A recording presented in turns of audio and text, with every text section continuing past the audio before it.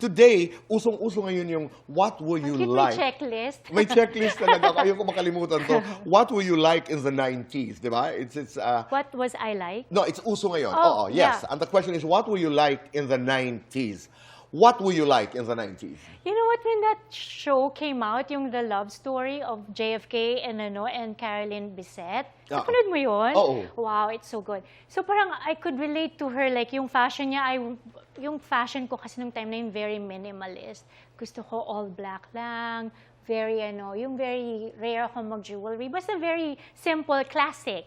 Oo. So yun ang mga damit ko na hanggang ngayon, pwede ko pa rin isuot yung mga damit ko nung 90s sa ngayon. Ina, kahit yung sa Sabado nights, napakasimple. You were in black. Simple lang, Tama? yes, all black. Oo, tapos halos ito lang. Yes. You know, yung face lang. Doon kami confident. Doon kami inggit na inggit sa'yo. Yung parang wala ka namang ginagawa. Parang, ano ba? That's the secret. Less is more. Diba? That when has you always try been a the secret. least, that's when it is the most effective. Wow. Diba? So Okay. yeah, during the 90s, I would always go out with my friends, but at the same time, I was also working a lot. Right. So, Pero nung mga balance. nung mga panahon na 'yon, I don't like a word, pero ang dami mong manliligaw. Yeah. Madami talaga, Ina. I guess. Actually, Kuya Boy, bata pa lang ako. I don't know why. Ligawin talaga ako sa school. Grade school pa lang ako. Ang dami kong love letters. Naka-box lahat.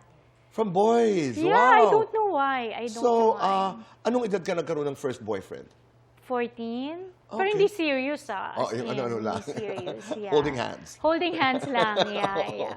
Okay, and then, nung sumikat ka talaga, nung pumaimbulog ang iyong pangalan in 95, 96, you were doing a lot and you were in everybody's, conversations. Pinag-uusapan ka talaga. Did you get indecent proposals?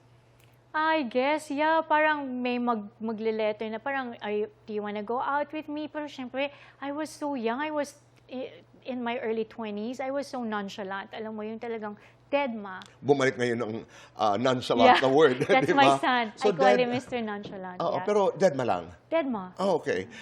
Noong ginagawa mo at noong mga panahon na yun, 95, 96, where were you at that point in your life? I mean, nasaan ka sa buhay mo noon?